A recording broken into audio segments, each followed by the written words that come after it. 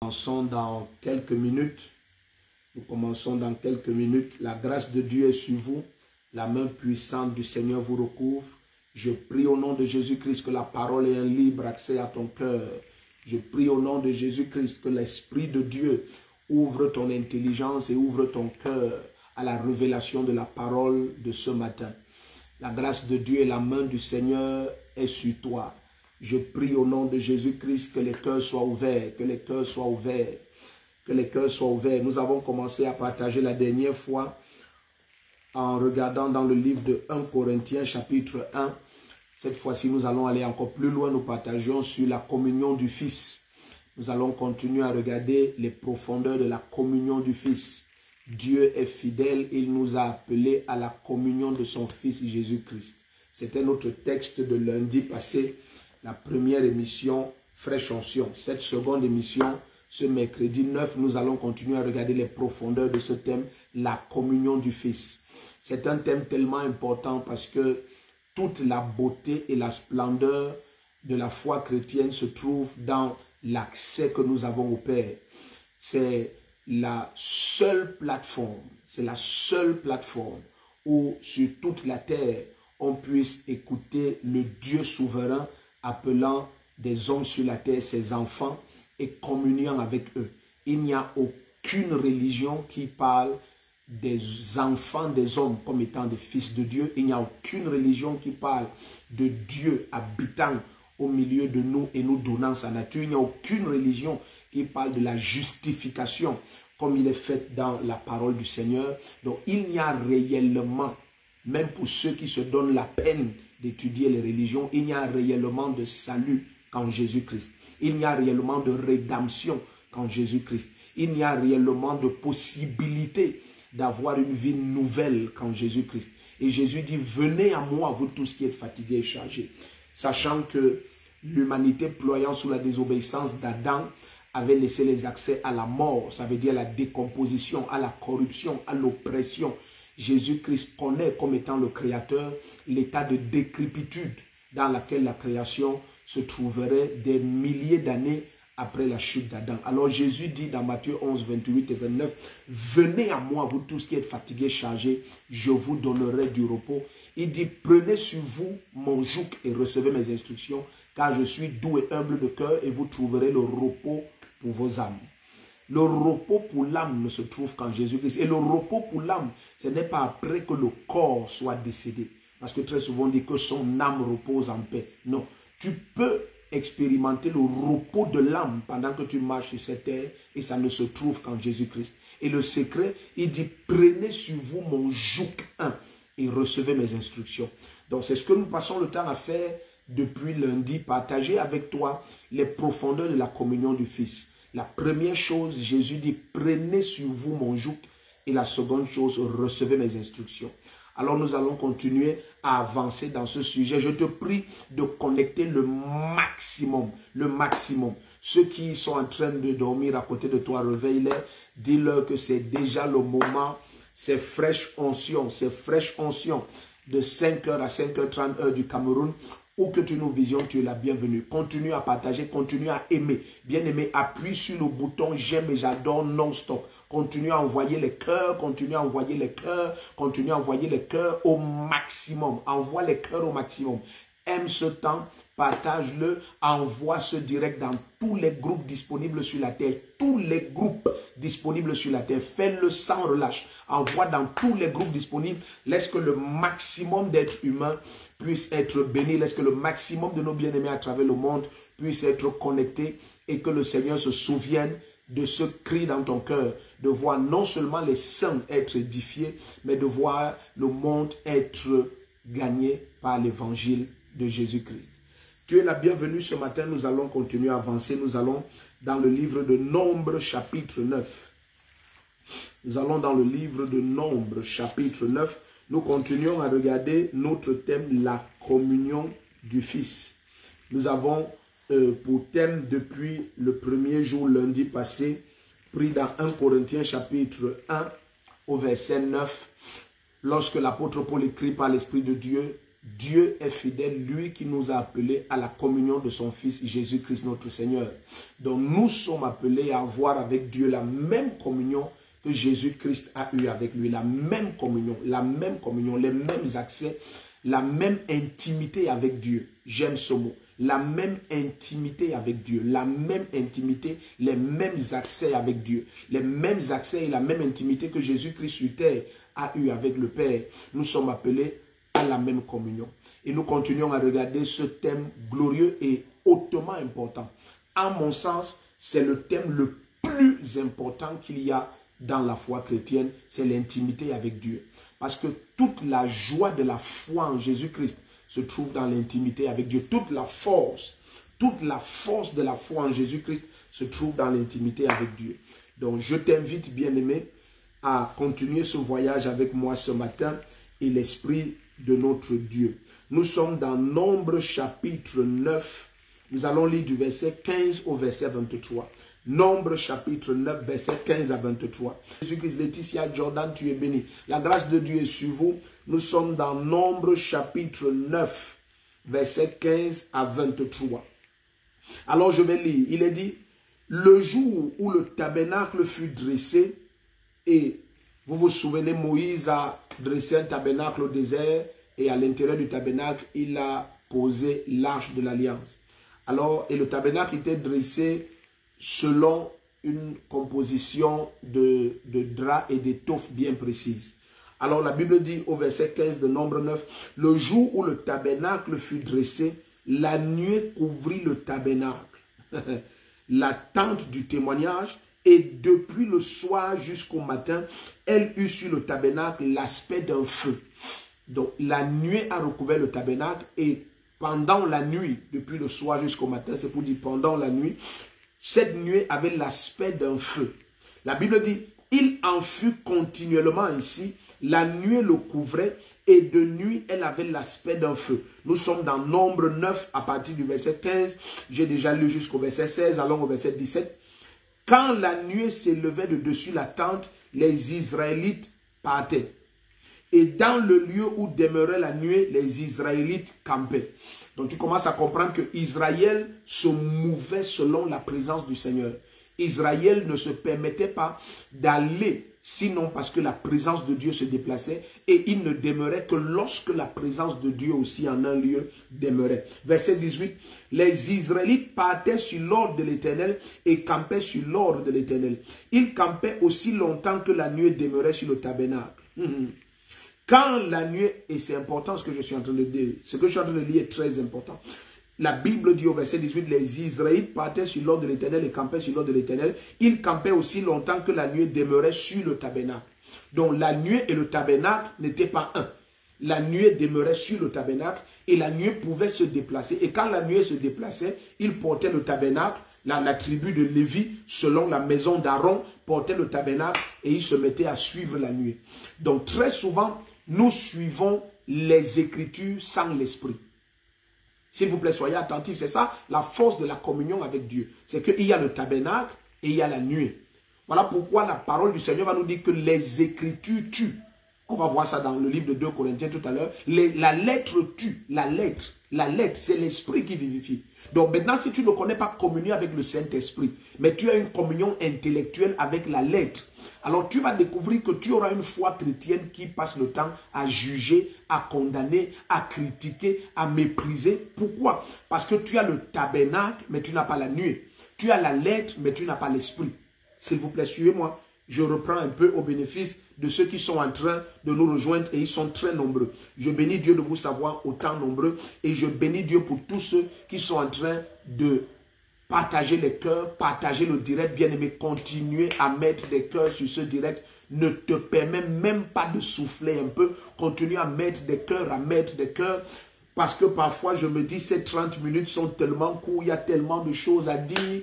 Mais bien aimé, je connais aussi ton emploi de temps. On va croire Dieu, on va respecter les 30 minutes. Donc, partage au maximum. On a très peu de temps pour atteindre le million de personnes. Partage dans tous les groupes. Like, mets les cœurs non-stop. Aime ce direct au maximum et laisse que toute la terre soit connectée. Je te supplie, envoie dans tous tes contacts, dans tous les groupes. quel que soit le groupe, envoie ce direct. Laisse que la terre entière soit connectée et reçoive la connaissance du salut par Jésus-Christ. Donc je reprends dans Nombre chapitre 9 à partir du verset 15. Suis-moi très bien.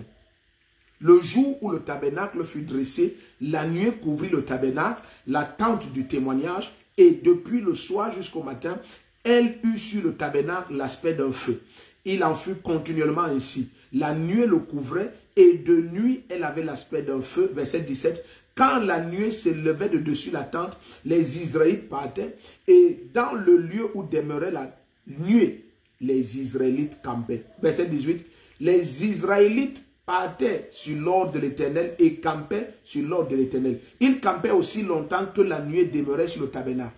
Donc, j'attire ton attention sur le fait qu'ils campaient aussi longtemps que la nuée demeurait sur le tabernacle. Ça veut dire que la nuée et le tabernacle n'étaient pas un. La lettre et l'esprit, c'est deux. Donc, le grand souci que nous avons, c'est comme lorsque nous lisons dans le livre de Galates, il est dit que le fils de la chair qui est Ismaël et le fils de l'esprit qui est Isaac, les deux s'affrontent toujours. Parce que très souvent, nous n'avons que la lettre, mais nous n'avons pas l'esprit. Et lorsque la lettre est sans la nuée, lorsque le tabernacle est sans la nuée, Israël va suivre la nuée. Donc Israël portait le tabernacle pour aller là où se trouvait la nuée. Donc il ne se glorifiait pas d'avoir le tabernacle, il se glorifiait d'avoir la présence, il se glorifiait d'avoir la nuée, il se glorifiait de connaître la présence de Dieu. Malgré qu'ils avaient le tabernacle, malgré qu'ils avaient la lettre, ils savaient que cette lettre ne devient vie que par l'esprit. Verset 19. Quand la nuée restait longtemps sur le tabernacle, les Israélites observaient le commandement de l'Éternel et ne partaient pas. S'il arrivait que la nuée soit peu de jours sur le tabernacle, ils campaient sur l'ordre de l'Éternel et partaient sur l'ordre de l'Éternel. S'il arrivait que la nuée y soit du soir au matin et que la nuée s'élève le matin, ils partaient. Si la nuée s'élevait après un jour et une nuit, ils partaient. Si la nuée s'arrêtait sur le tabernacle 2 jours ou 1 mois ou une année, les Israélites campaient et ne partaient pas. Et quand elle s'élevait, ils partaient. Ils campaient, verset 23, ils campaient sur l'ordre de l'Éternel et ils partaient sur l'ordre de l'Éternel. Ils observaient le commandement de l'Éternel selon l'ordre que l'Éternel donnait à Moïse. Donc maintenant, suis-moi. La Bible nous dit que le tabernacle était dressé, mais dès qu'on a fini de dresser le tabernacle, la nuée est venue se poser dessus. Et tout au long de la nuée avait l'aspect du feu. Mais si la nuée restait sur le tabernacle en un lieu, pendant un jour, une semaine, un mois, une année ou des années, Israël campait là aussi longtemps que la nuée était sur le tabernacle. Et dès que la nuée se déplaçait, Israël se déplaçait. Je prie au nom de Jésus-Christ que ce petit temps que nous avons les lundis, mercredis et vendredis, que ce petit temps suscite en toi une passion, une quête et te donne toutes les clés pour l'accès à une communion et une intimité très profonde avec le Saint-Esprit. Une intimité excellemment profonde. Bien-aimé, tu ne peux pas imaginer les bénéfices de l'intimité avec Dieu. La parole du Seigneur va nous dire, par exemple dans le psaume 25, que les secrets de l'Éternel sont pour ceux qui le craignent. L'Éternel a des secrets. Notre Dieu est infiniment grand. Notre Dieu est tellement grand que même s'il nous accordait la grâce de vivre 1000 ans de communion avec lui sur cette terre, nous n'aurions jamais commencé à le connaître. Bien-aimé, notre Dieu est infiniment grand. Je prie au nom puissant de Jésus-Christ, toi qui es en train de me visionner, que la grâce de Dieu et la main du Seigneur viennent de façon fraîche sur ta vie. Qu'il y ait une grâce qui ouvre et dispose ton cœur aux accès de la révélation de la parole pendant ce temps. Que ton cœur soit disposé, que ton cœur, que tes pensées soient disposées, que tout ce qui obstrue les accès de la lumière de la parole, selon qu'il est écrit, que Seigneur, auprès de toi se trouvent les sources de la vie, et par ta lumière, nous voyons la lumière. Que pendant que la lumière de la parole est partagée, tous les domaines de ta vie où il y avait des questionnements et la confusion, que ces domaines reçoivent la lumière. Car par la lumière du Seigneur, nous voyons la lumière. Et la parole du Seigneur nous dit aussi, la révélation de la parole, elle est claire et elle donne l'intelligence aux humbles. Je prie au nom de Jésus-Christ que la révélation de cette parole, qu'elle t'éclaire et qu'elle te donne l'intelligence dans tous les domaines de ta vie en cette glorieuse journée du mercredi 9 juin. Qu'il y ait un accès extraordinaire à la connaissance, un accès extraordinaire à la révélation. Partout où tu paraissais être coincé, que la lumière jaillisse, que la lumière paraisse. Partout où ton âme était troublée, que le repos, la paix, la quiétude te soit accordé en cette journée au nom puissant de Jésus-Christ. Donc nous avons commencé à partager au rappel de ceux qui nous rejoignent dans Nombre 9, versets 15 à 23 et nous voyions déjà comment la nuée se déplaçant de dessus le tabernacle, Israël portait le tabernacle et suivait la nuée. Et j'ai commencé par te dire que ça c'est une grande révélation parce que ce qui se passe dans l'église et qui crée des frustrations, c'est lorsque des gens ont la lettre, mais ils n'ont pas l'esprit.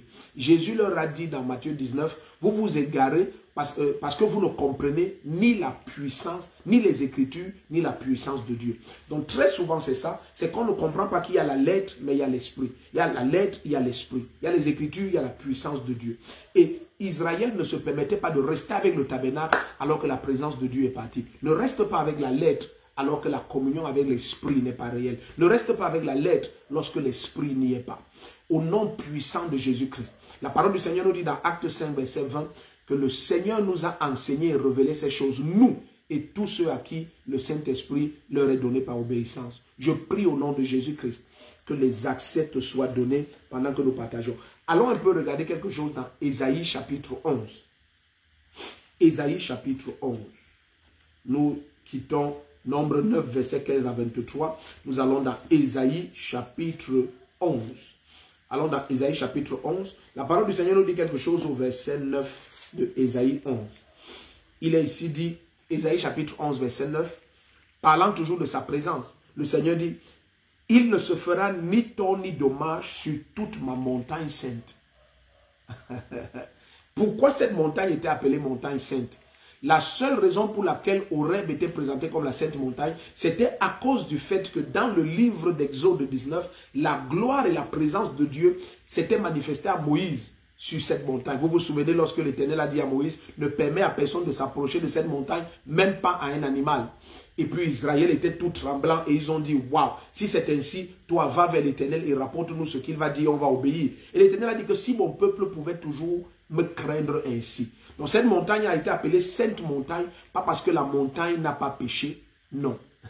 Non, c'est à cause de la présence de Dieu. Ça veut dire que la sainteté vient de la présence de Dieu. En réalité, tu ne peux pas être saint par tes efforts. Tu ne peux pas vivre loin de l'iniquité qui domine dans ce monde par tes forces. C'est de l'intimité de la communion avec le Seigneur. C'est de l'intimité de la communion avec le Seigneur. Je répète, c'est de l'intimité de la communion avec le Seigneur que ton âme, ton esprit, jusqu'à ton corps reçoit la force pour tenir face à toute forme de séduction et d'oppression, de péché dans cette création.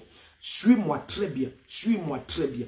Le bénéfice de passer du temps dans la présence du Seigneur, du temps en prière, rien que pour ouvrir son âme et ouvrir son cœur à Dieu. Bien-aimé, cette invitation à l'intimité, elle est initiée par nous. Le Seigneur nous attire à lui par son esprit. Mais lorsque nous sommes attirés à lui par son esprit, c'est nous qui lui ouvrons nos cœurs en demande d'intimité. Voilà pourquoi c'est très important cette émission. C'est très important ce temps que nous passons. Pour que tu voies quelles sont les perles cachées dans le mystère de l'intimité avec le Seigneur. Et que l'intimité avec le Seigneur prenne à tes yeux toute la valeur qu'elle doit avoir. Parce que parfois nous ne connaissons pas la valeur d'un champ. Parce que nous ne connaissons pas la valeur des perles qui s'y trouvent. Tu peux ne pas donner de l'importance à la communion avec Dieu parce qu'on ne t'a jamais enseigné et révélé la profondeur des richesses qui se trouvent dans l'intimité avec Dieu. Écoute bien-aimé, pendant ces quelques minutes, je te supplie d'être attentif, je te supplie d'inviter le maximum à être connecté. Nous sommes dans le livre d'Ésaïe maintenant, chapitre 11, verset 9. Il dit, il ne se fera ni tort ni dommage sur toute ma montagne sainte. Ici, il parle du lieu de la communion, le lieu de la manifestation de sa présence. Il dit, en ce lieu, il n'y aura ni tort ni dommage. Donc, c'est possible de vivre une vie sans tort ni dommage à cause de la communion, à cause du lieu spirituel où tu demeures en permanence. Il dit, il ne se fera ni tort ni dommage sur toute ma montagne sainte, car La connaissance de l'Éternel remplira la terre comme les eaux recouvrent le fond de la mer.